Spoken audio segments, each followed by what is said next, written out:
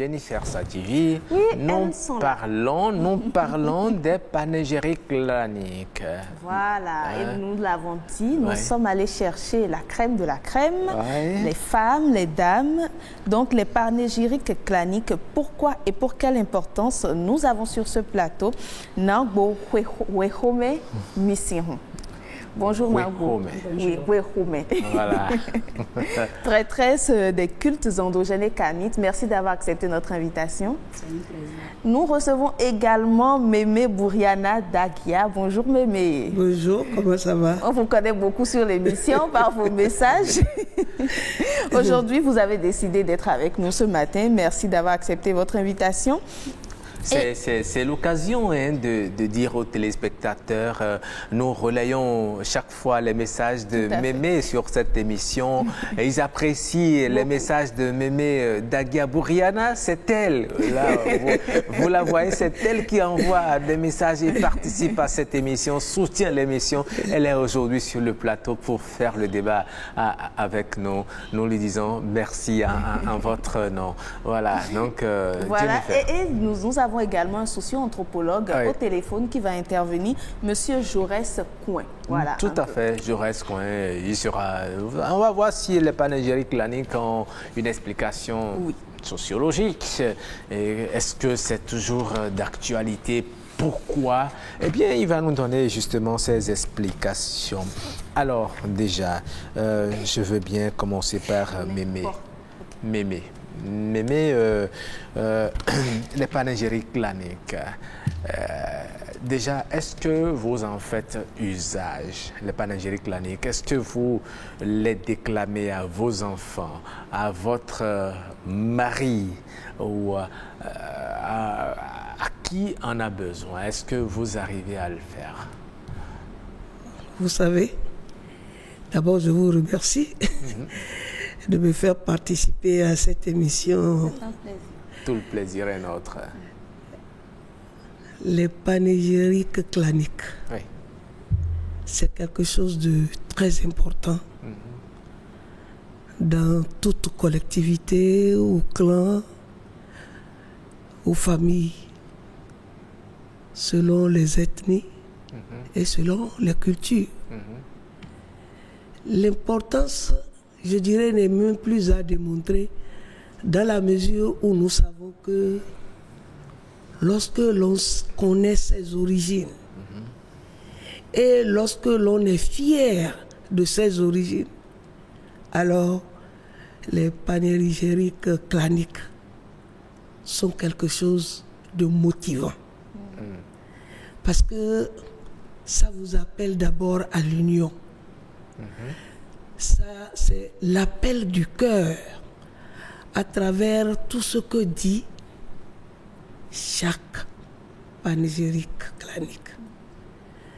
L'importance est que lorsque vous êtes même, vous avez la déprime, ou bien vous avez un problème de quelque ordre que ce soit, lorsque quelqu'un sort derrière vous et commence par réciter, je vais dire, ou clamer, ou déclamer d'où vous venez, vous avez la tête qui devient vraiment grosse.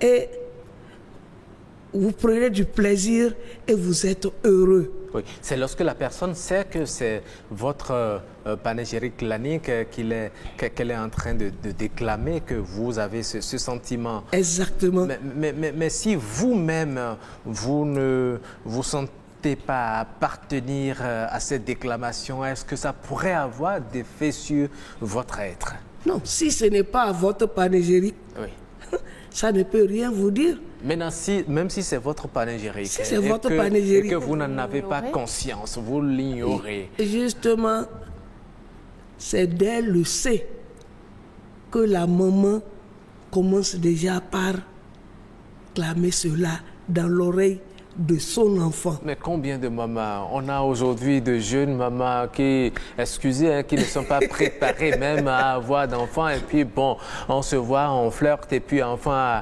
atterrit dans les bras. Dans les bras. Est-ce que vous pensez que celle-là, elle a le temps? Est-ce qu'elle sait même ce qu'on appelle le accord, le panégyrique de son mari avant de pouvoir déclamer à l'enfant qui est né dans ces conditions? C'est pour ça que c'est une affaire d'éducation. Et il faut que nécessairement que l'on puisse encore s'en saisir comme une arme de défense de chaque être à travers son clan. Ah bon? Oui, c'est une arme de défense et une arme de ralliement, le panégyrique clanique. Parce que ça vous permet de savoir d'où vous venez. Et qui sont les vôtres dans un milieu. Supposons que nous soyons dans une foule. Un griot sort et il commence par votre panégyrique à vous. Si vous-même déjà vous avez l'habitude d'entendre cela depuis la bouche, depuis le sein de votre maman, et que vous avez continué à l'entendre, parce qu'en réalité c'est une affaire d'audition. D'accord. Ouais. C'est une affaire d'audition. Ouais. Et une affaire de résonance dans l'esprit d'un individu. Très bien. Mais on se demande, est-ce qu'à part l'audition, il n'y a pas d'autres énergies, je dirais, qui accompagnent cela? Ma question s'adresse à vous, Nangou. Et puis, en coulisses, vous m'avez soufflé que les panégyriques ne sont pas que claniques, n'est-ce pas? Oui, c'est vrai. Je propose d'abord de définir. D'accord.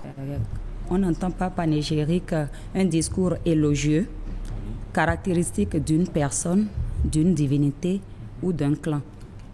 Ce qui nous permet d'en venir aisément aux différentes sortes de panégyriques.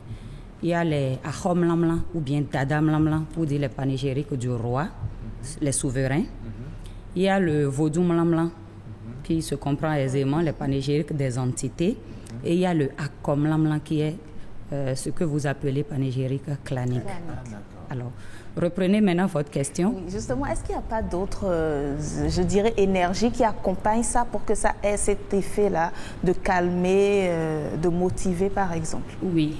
En réalité, lorsqu'on parle de panégyrique, on a dit tout à l'heure, c'est un discours élogieux qui, au sein duquel est incorporé non seulement les ascendants du clan, c'est-à-dire le créateur, le fondateur.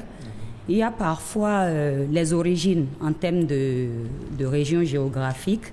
Il y a également les prouesses de la famille, parfois même les richesses. Vous voyez, il y a, moi par exemple, dans mes panégyriques, il y a quelque part on dit « Plebek Badjak Badjano ». Vous vous imaginez, ça, quand on te dit ces choses, c'est déjà quel accord? C'est les dénoms. Les dénoms. Donc quand on dit par exemple Arantunvi Dakpano, Dakpala c'est leur région, c'est leur origine. Arantunvi c'est pour dire, en fait le clan est en lien avec l'ancêtre éponyme, c'est-à-dire le plus ancien ancêtre qui a laissé son nom à tout le clan. Vous comprenez un peu? Du coup, lorsqu'on se met à dire les panégyriques, on se retrouve à travers ses puissances, ses prouesses, ses origines, et forcément, il y a comme un magnétisme qui se crée entre ces sources lointaines-là et toute la phase spirituelle ou bien la partie spirituelle de l'être. Donc, comme on le dit en fond, Eno Jiu. C'est pour ça que Mémé disait tout à l'heure qu'on a la tête qui est grosse. C'est qu'on a comme des frissons qui vous parcourent. Donc, nécessairement, quand on le dit à quelqu'un, même s'il était en colère, ça le désamorce, comme on le dit. Les enfants sont contents quand ils sont en train de pleurer, par exemple. Même déjà, quand on leur fait prendre leur bain, les mamans disent leur panégyrique pour leur demander de se taire. Quand le mari est fâché, ça se fait. Également, lorsqu'il y a les regroupements pour les grandes cérémonies familiales et que le chef de famille apparaît, chez nous par exemple, c'est le Mitodaro, lorsqu'il apparaît, c'est par ça qu'on dit que voilà, c'est lui qui coiffe le clan. Et ce sont les Huessi, les épouses de maison, aider des taïnos qui le disent, vous comprenez? Et la plupart du temps, quand les Huessis sont en train de dire ça, elles exigent, pas directement, mais c'est du convenu, quoi, c'est du connu. Qu'elles le disent, c'est que les beaux-frères et les tantes sont en train de leur envoyer des billets et elles sont contentes. Plus tu en donnes et plus il y a de l'allégresse autour de la prononciation de ces portions de phrases dont l'ensemble constitue les panégyriques. J'aimerais savoir aussi, est-ce que ce n'est pas une pratique qui tend à disparaître? Roch a dit tout à l'heure, pour les personnes qui l'ignorent, beaucoup n'ont forcément pas eu la chance d'avoir reçu ça. Les parents ne leur ont pas transmis ça. Est-ce que ce n'est pas quelque chose que nous sommes en train de perdre? Malheureusement. Malheureusement, moi, dans la pratique de mes cultes, il y a un passage où je suis obligée de demander le clan des gens pour intégrer ça et leur faire des rituels. Quand je demande c'est quoi ton accord, et on me dit qu'on ne sait pas, ça me donne les larmes aux yeux. C'est-à-dire déjà connaître accord là, avant même de savoir comment maintenant dire les panégyriques, c'est compliqué. Est-ce que vous ne pensez pas, on entend souvent dire qu'il ne faut pas dire à autrui son accord parce qu'on peut également passer par là et vous nuire. On entend dire ça, vous le savez. On peut passer par votre accord et vous nuire, vous atteindre dans l'invisible. Est-ce que ce n'est pas une raison? Moi, on me dit, quelqu'un m'a déjà dit non, nous on ne dit pas pour nous parce que c'est tellement puissant. C'est tellement puissant qu'un étranger ne peut pas savoir ça. Alors, accord là, c'est très connu, ce n'est pas à cacher. Vous comprenez? Ça joue une fonction identitaire au fait. Lorsqu'on dit le accord, celui à qui on le dit se reconnaît à travers un groupe, son groupe d'appartenance. Ce que par contre on pourrait dire de ne pas révéler, on appelle ça par exemple les noms varient. Chez nous on parle de Adjaho Inko ou bien de Agbassa Inko. Lors des rituels de sortie d'enfants, il arrive qu'on attribue des prénoms spécifiques aux enfants.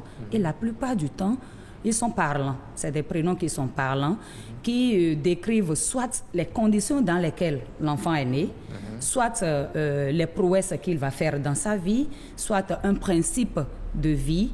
Du coup, c'est peut-être ça qu'on peut demander qu'on cache. Encore que là, ce n'est pas tout à fait secret. Il y a des gens là qui entendent. Ma jeune sœur, par exemple, on l'a appelée Sinvomé, pour dire que bon, tous les aînés, les devanciers étaient déjà morts. Donc, elle est venue dans une maison vide. Mais accord en question, c'est trop commun, c'est trop courant pour que quelqu'un s'en serve pour nuire. À moins qu'il nuise, il essaye de nuire à toute une communauté. Je ne sais pas si Mémé aussi a la même lecture. Vous entendez, il y a certains enfants, on leur dit, même s'ils connaissent leur accord, on vous dit, quelqu'un vous demande, ne le dites pas. Parce qu'on ne doit pas le dire à tout le monde. Est-ce que vous ne pensez pas qu'effectivement, il y a des gens mal intentionnés qui s'en servent pour nuire, étant donné qu'ils connaissent comment déclamer.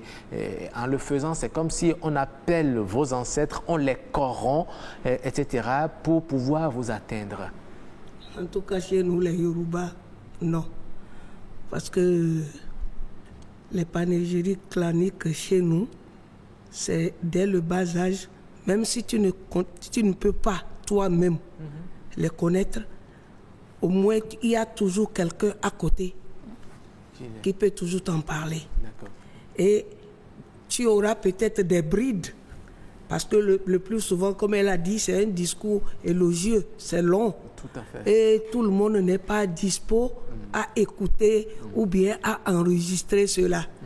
Et le plus souvent, c'est toujours les femmes, les anciennes qui sont dans les maisons et les tantes, ce sont elles qui possèdent ce don-là. Oui. Mais vous savez, on ne fait pas asseoir les enfants. Vous l'avez dit, c'est généralement long. On ne fait pas asseoir les enfants pour leur dire récitez, apprenez et récitez le accord après moi. Mais comment peut-on transmettre alors dans ces conditions ce que vous désignez comme un discours élogieux envers quelqu'un, envers sa communauté, etc. Aujourd'hui, moi, je tire chapeau à un chercheur, à un professeur d'université qui est déjà à la retraite, M. Machoudi Dissou. Lui, il a sorti un livre sur les panégyriques claniques. des groupes Yoruba qui sont venus d'Oyo, d'Ile-Ife, de Lori, un peu partout. Et il a catégorisé pour chaque clan. Et ainsi, il a mis par écrit ces panégyriques-là. Et il en a fait. D'abord, il avait même fait une grande conférence. Le livre a été vendu. Et ceux qui ont eu besoin en ce temps-là, surtout, c'est les intellectuels. C'est les intellectuels, en réalité, qui n'ont pas le temps d'apprendre leur panégyrique clanique. C'est les intellectuels. Sinon, les femmes ou les jeunes qui sont toujours à la maison sont beaucoup plus disponibles. Ils sont beaucoup plus disponibles et ils apprennent toujours au moins l'essentiel. Très bien. Nous allons voir avec d'autres Béninois, est-ce que les panégyriques claniques ont le même effet sur eux? La même importance aussi. La même importance sur eux également. Est-ce qu'il est vraiment opportun de continuer à pérenniser la transmission de ces panégyriques claniques? Eh bien, nous leur avons tendu notre micro. Écoutons ce qu'ils en disent. Quand même là, nous yokpole ni mba boalio. Vide jimi de lo. Donc me hode nous kon le na de do alioji na wendore me tonzon accordé no mlan edo. Donc viro awutu jedine do azia wendore tonzin akobo mlan na bo awutu hen na gbo. Nyok pere hovi e no yiro mi ledo. A hovi agon ravi tokwe nuri ndukan. Ba la ba. Mere vovi me meton. When we no meton la jinio nendo eda so de wabo alonu to na jan eno se mi mlan do sanji. When mi mlan yo ino da kwa do e endo te klowe de mo alero gidawe alero gari so enado e bolinu hovi e homa jasito enado akomito mlanu miwe na boto ngo jawe asuche ngo jawe bo mi no do joame egbe dion mebi so to akoton akambio me keke dion na to nendo akotu atun ganji bo isuton asali bro yidion ero kudo to nye dion hana yen din hana den yo nu e kamera kote na aratun we zewe he to nwe atun sude no yin do he to nwe dion ye te TV ditan le son ton akode akoson de yesu de yin ya ala kom na nu fio eno inde bondo sisi bo asuto de so enye tun ale yero ehena hana fete ade hana mulanu wa ene o ye inu de me nu taje bo mi duna pon akọ le temetem fi mi tan le bo duna ton akọ to aso itan san ko mo ton aso itan sin hun edu me nu le no wa.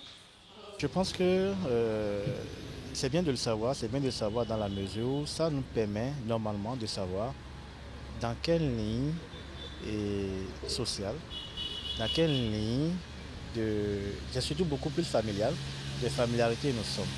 Vous savez, il y a beaucoup de choses que nous ignorons et qui par la suite, quand on est surpris par certaines choses, on se dit mais comment c'est arrivé? Or, il fallait simplement savoir, je viens d'où?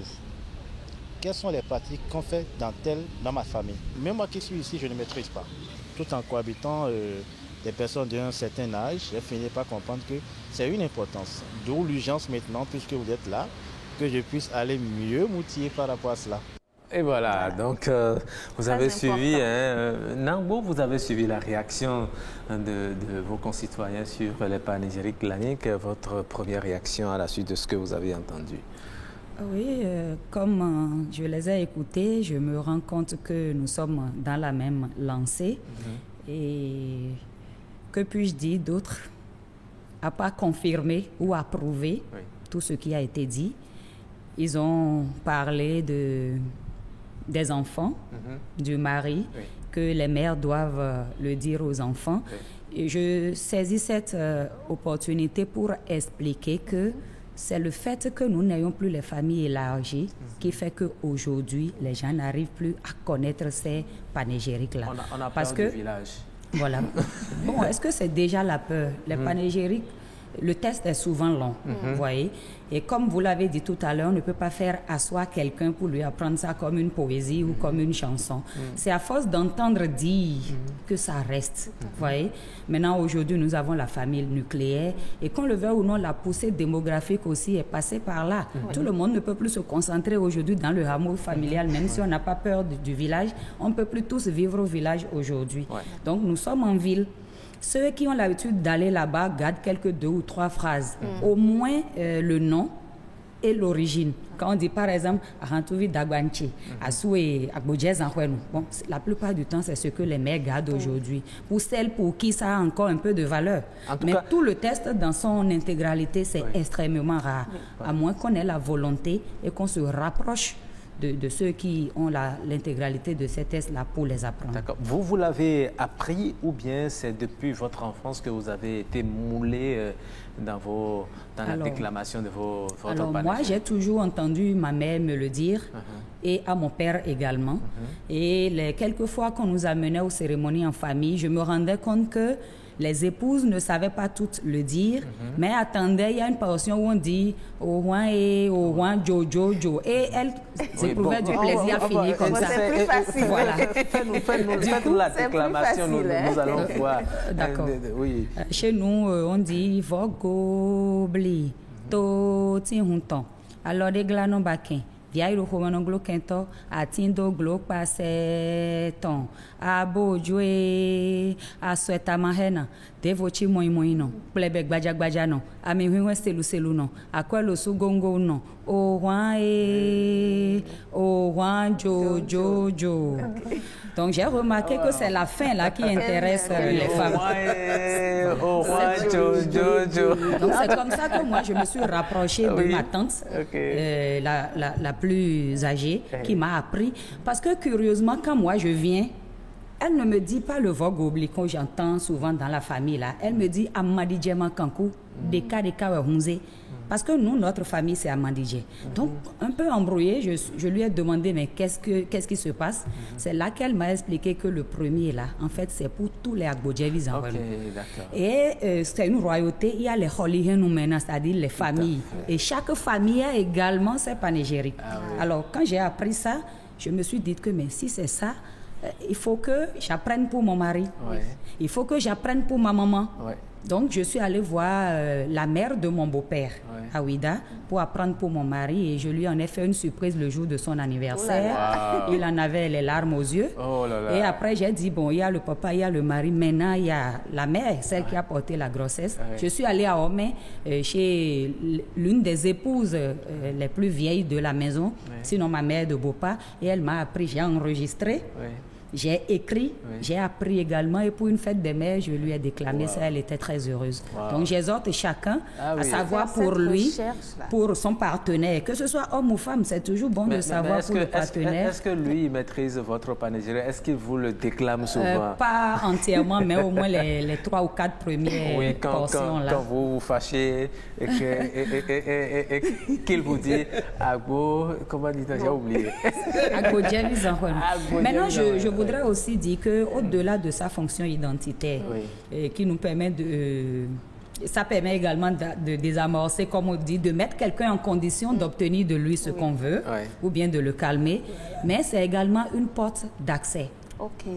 Quand vous entrez quelque part, par exemple, moi, quand on voit les 2 x 5, on rentre dans mon bureau, on dit « Ah, vous êtes à Gbodjez en Kwenou, ma maman aussi est des noms. » Bon, dès qu'on dit ça, que tu le veux ou non, occupé ou pas, tu es forcément, tu te sens appelé à recevoir ce fils qui vient vers toi pour une raison ou pour une autre. Donc ça a beaucoup de ces petites fonctions-là que ça joue dans la société. Alors, mais vous avez également suivi la Vox Populi. Quel est votre avis? Les gens ont beaucoup parlé, Nagbo aussi a beaucoup parlé. Non. C'est tout à fait normal, tout ce que nous avons entendu. Moi, je dirais que l'essentiel, c'est la prise en compte et surtout la prise de conscience de chaque individu. Et je vais interpeller encore la responsabilité des parents. Et c'est pour ça qu'à l'entame, j'ai parlé de l'éducation. Parce qu'on ne naît pas yovo. On le devient. On ne devient pas Yovo, on est Yovo. C'est vrai. Nous sommes nés quelque part. Quels que soient les diplômes ou tout ce que nous allons pouvoir devenir dans la vie, nous allons toujours revenir un jour à nos réalités, c'est-à-dire au soir de notre vie. Et c'est en cela que chacun doit prendre conscience que les panégyriques là, que ce soit clanique ou familial ou tout ce que nous voulons, c'est d'importance. Et on doit pouvoir amener ses enfants à soi d'abord. C'est-à-dire, effectivement, aujourd'hui, il n'y a plus la vraie cellule familiale dans laquelle tout cela se passait aisément. C'est la famille nucléaire, c'est père, mère, enfant, point. Donc, mais lorsque je prends par exemple une famille, il y a 2 lignées différentes. Quelle déclamation la mère doit faire à son enfant? Est-ce que c'est sa déclamation, puisque c'est elle qui l'a porté, qui le nourrit, ou est-ce que l'enfant appartient plus à la lignée du père? C'est sûr que beaucoup se posent la question. Non. C'est-à-dire que le fair play amène une mère d'abord à prendre ce qui est à son mari. D'accord. Et ensuite, elle ajoute le sien. C'est tout à fait normal. Parce qu'un enfant qui ne connaît pas d'où vient sa mère, ce n'est pas une bonne chose. Mais l'essentiel, d'abord, la première chose, c'est le père. Il est d'importance. On ne peut pas renier que l'homme est toujours le chef de famille. Quel que soit ce que nous allons porter comme pantalon ou autre, l'homme, il est le chef. Donc c'est son panégyrique clanique son panégyrique clanique qui est d'abord le premier, prioritaire. Ensuite, tu lui apprends le tien. Et on avance ainsi. Et il faut que les gens cessent d'avoir peur de la grande famille. Parce que si on ne vous a pas tué, fœtus, si vous êtes né, vous avez grandi, allez au village, c'est encore un honneur pour vous. Parce que c'est le propre des intellectuels qui ont peur. C'est pas partout, hein? Oui, c'est pas partout, mais on n'a pas besoin d'amener ses enfants peut-être ensemble à tout moment. Mais soi-même, lorsque vous laissez votre maman au village et que vous dites que vous ne voulez pas aller au village, vous la laissez à qui? Non, c'est un problème de confiance et de conscience. Vous laissez votre maman à qui? À la merci de tout le monde? Non. Donc, de temps en temps, en y allant, vous serez obligé d'entendre ce qui vous appartient et d'en retirer la quinquessence de l'essentiel. Mais est-ce qu'aujourd'hui, les panégyriques claniques ont encore la même importance qu'il y a 20 ans, 30 ans, etc., du temps de votre jeunesse, Mamita? Je dirais non. Je dirais non parce que... À cette allure-là, est-ce que ça ne va pas finir par disparaître un jour? On n'entendra plus parler de... Ça ne disparaîtra pas définitivement. Parce que quel que soit Alpha... Puisque le relais n'est pas assuré. Le relais sera assuré. C'est pas évident que tous vos enfants maîtrisent le panégyrique clanique. Mais ils savent qu'ils sont des takpas. C'est la première chose qu'on leur apprend. C'est ça. Ils sont des takpas. Et moi, j'ai la chance, c'est que mon mari lui-même, il est takpa. Il est takpa d'une autre région parce qu'il y a takpa dans plusieurs régions. D'accord, nous allons rapidement faire honneur au takpa. Comment on déclame le panégyrique clanique? Nagbo nous a fait l'honneur tout à l'heure de déclamer oui, les takpa, comment les... Oh, mojuba fungbobo yo. Enyo ma takpa o ma gunuko. Ọmọ tùmí kankan kí n bá tèmi ròkun tùmí kankan kí n bá tèmi rọ̀ṣà ọmọ tùmí kankan kí n bá tèmi rògódó olé máa mọ̀mọ́ ògbógun sàn ọmọ tùmí ṣàṣà kí n bá tèmi rọ̀ṣà. Ah oui. Bravo. Bravo. C'est court. Là, c'est pas très long. C'est pas très long. Mais ça, c'est facilement mémorisable. C'est pas court. Hein? Il y a de fortes chances de bien garder ça lorsqu'on comprend la langue. Voilà, on prend l'essentiel. Oui. Sinon, si je veux vraiment clamer, je vais dire, je peux dire, Obinga Oma Arodo, Oma Olude, Oma Koroyao, Oma Tumi Kankakin Bate Mirokun. Takpa malodo tingia omeshi lodo oya takpa ma fogo yonu ma fi odi oko le fi fún maga tumi kankan kin ba tèmi rokun o wọ́n ní mi ò gbógun san tumi chasa kin ba tèmi rosa wọ́n ní mi ò gbógun san tumi godogodo kin ba tèmi rogodo ole ògodo ọmọ okùn ẹranko yayo ògodo ole ọmọ le npe ma bọ́ ma ta parele ma bọ́ ma ta parele o baramu ẹ lo ṣì wù mí ma bọ́ ma ta parele ma bọ́ ma ta parele ma bọ́ ma ta parele o baramu ẹ lo ṣì wù mí ma bọ́ ma ta parele. Fantastique, franchement. S'il y avait un tam-tam à côté, vous enchaînez. Franchement, vous avez fait honneur au sur ma question, parce que Mémé a également expliqué qu'elle est tapa comme son mari. Et si, dans le cas où elle ne l'était pas, est-ce que ces enfants perdent, elles, s'aligner comme ça? Est-ce qu'ils vont dire qu'ils sont les deux? J'aimerais bien comprendre. Non, ils diront toujours qu'ils sont les deux chez nous. Ah, parce que, par exemple, il y a des enfants qui sont Takpa et qui sont Makomoji. Et il y a des enfants qui sont Takpa et qui sont Maramoru. Il y a des enfants qui sont Takpa et qui sont des Machomadia. Donc, on a tout ça. Chacun connaît son clan. Est-ce que les deux s'alignent toujours? Est-ce que les deux sont toujours compatibles? Je ne sais pas trop. Non, ce n'est pas une question de compatibilité. Il faut juste comprendre que nous sommes dans un régime patriarcal. Du coup, toute l'identité culturelle de l'enfant est d'abord en lien avec le père. C'est ça. Mais on ne manque pas de reconnaître une place à la mère. C'est pour ça que, par exemple, pour les sorties d'enfants, la famille maternelle est là, la famille paternelle est là. Mais il y a des familles, par exemple, où pour identifier le joto, c'est-à-dire l'esprit que l'enfant réincarne dans la famille, eux, ils ne permettent jamais que ça vienne du côté maternel. Parce que nous sommes dans un régime patriarcal. Du coup, pour savoir, vous posiez la question tout à l'heure de savoir quel panégyrique déclamer à l'enfant. C'est ce qui est en lien avec son accord. L'enfant n'a pas le accord de sa maman. Ne nous leurrons pas. Non. Il n'est pas du accord de sa maman.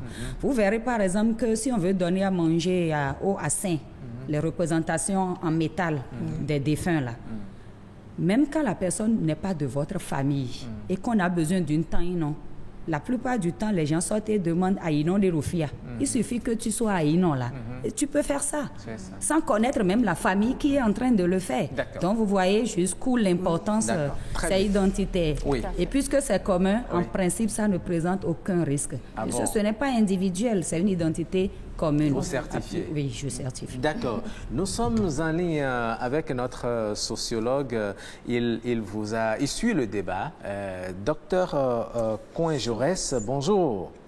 Bonjour, monsieur le journaliste. Voilà, vous êtes en ligne, vous avez suivi les différentes positions, le débat sur ce plateau. Nous parlons, comme vous le savez déjà, des panégyriques claniques. Quelles peuvent être les fonctions sociologiques des panégyriques claniques selon vous? Merci beaucoup, monsieur le journaliste. Je suis très heureux d'intervenir dans cette émission. Il faut reconnaître que le panégyrique joue un rôle fondamentalement social au sein de nos communautés. C'est donc le panégyrique qui est un moyen efficace dont disposent les communautés pour faire partager à leurs membres leur civilisation et les aider à mieux accomplir leurs devoirs en conformité avec les normes et les valeurs qui les régissent. Alors, de ce point de vue, le panégyrique joue le rôle de socialisation. À ce niveau, il faut reconnaître que l'intégration de l'individu fait appel, n'est-ce pas, au panégyrique. Les panégyriques ont des usages sociaux, par exemple dans les rites d'intégration du nouveau-né, le retour en famille après un séjour à l'étranger, les salutations à intention bénédictionnelle, les cérémonies de dot, et je passe. D'un autre côté, les panégyriques véhiculent les valeurs morales et contribuent à la cohésion sociale en allégeant les tensions au groupe. Alors, vous savez, le panégyrique contribue également au renforcement de liens de parenté, induit l'entraide et la solidarité au niveau du clan. Il joue également le rôle d'identification, parce que le panégyrique se rattache à l'individu, et il rattache l'individu à sa culture, à sa langue. Et donc, c'est un relais culturel qui se passe par l'intermédiaire du panégyrique. D'accord.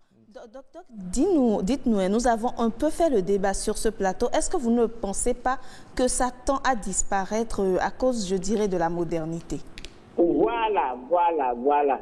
Aujourd'hui, au nom d'un intellectualisme aberrant, lié à une aliénation culturelle, à une désacculturation sociale, on trouve que les panégyriques relèvent du domaine du villageois, du rural, alors que c'est tout à fait autre chose.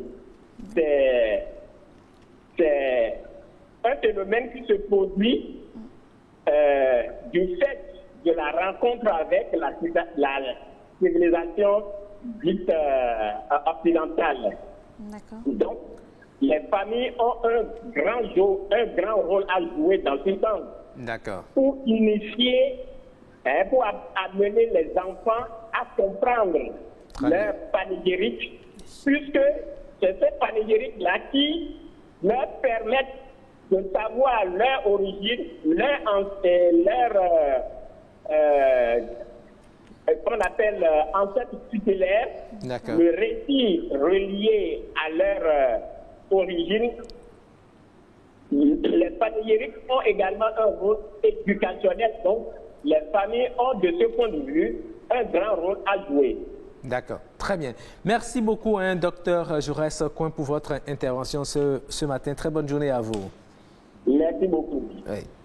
Alors, nous avons quelques messages qui nous ont été envoyés. Madame Claire Rougan Ayemona, qui suit le débat avec, a même partagé le sujet avec d'autres personnes. Et elle dit ceci: je vous transmets ci-dessous les commentaires d'un ami que je sais être attaché au panégyrique. Et voici le commentaire de l'ami en question qui dit: ah, ça, pour le accord, là, moi, ça agit toujours sur moi.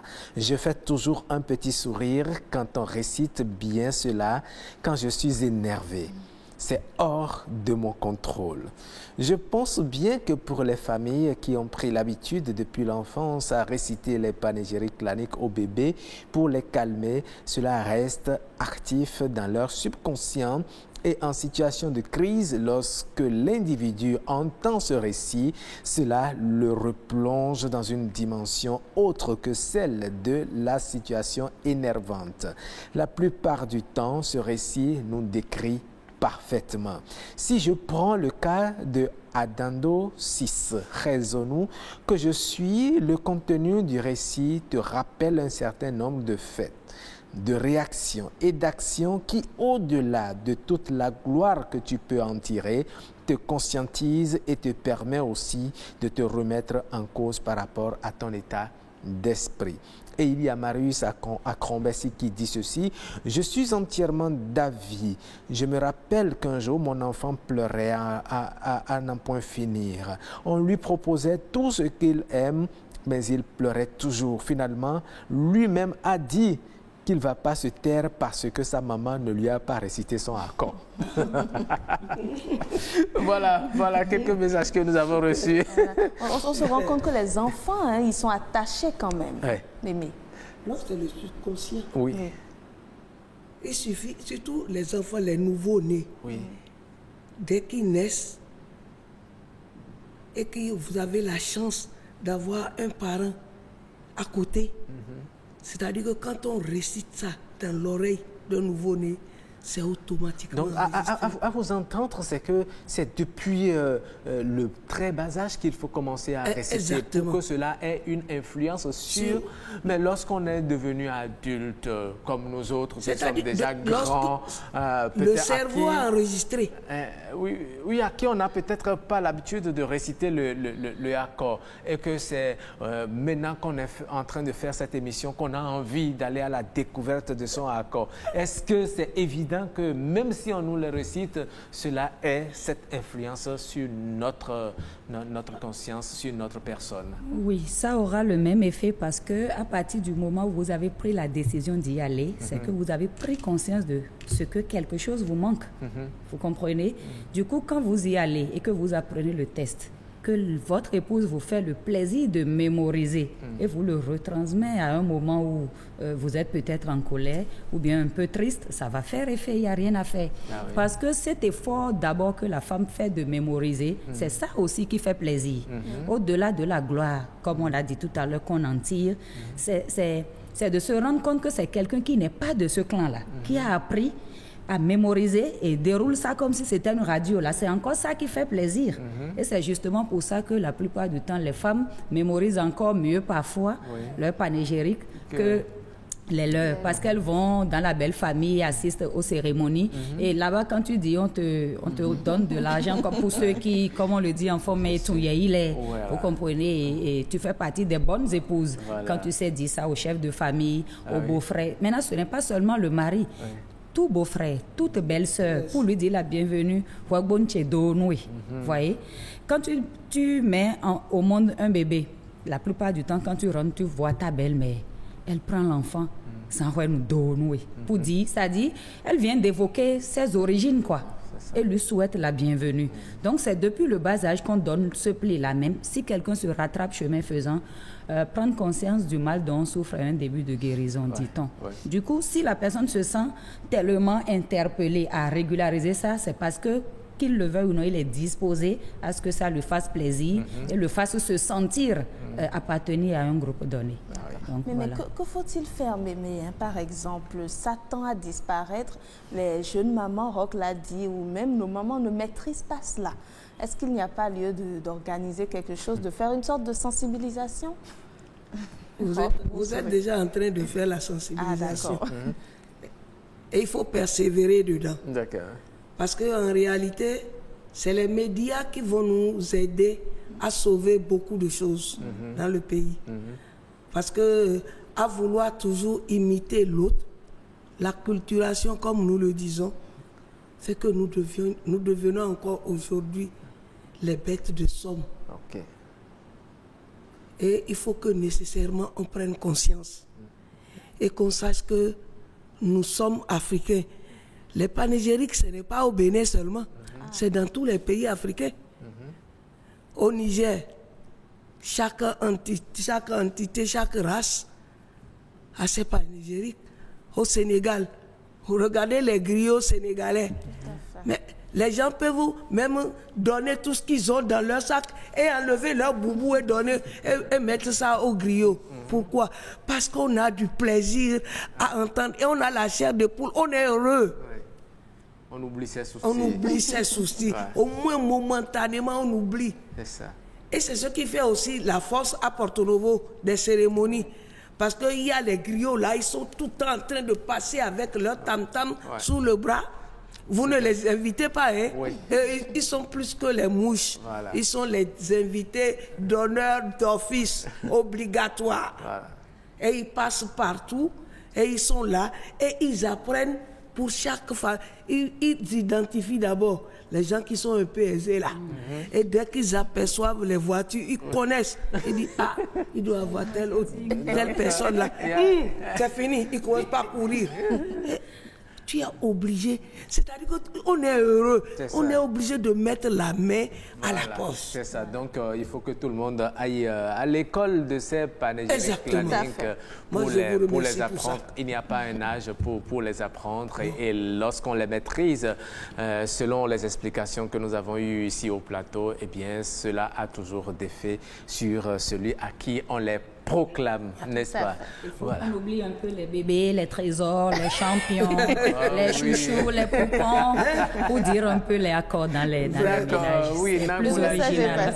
Les bébés, les mochos, mon trésor, les champions. En tout cas, le message est passé. De temps en temps, puisqu'on ne peut pas rejeter catégoriquement tout ce qu'on a acquis aujourd'hui, mais il faut savoir faire la part des choses. Infiniment merci à vous, Nagbo.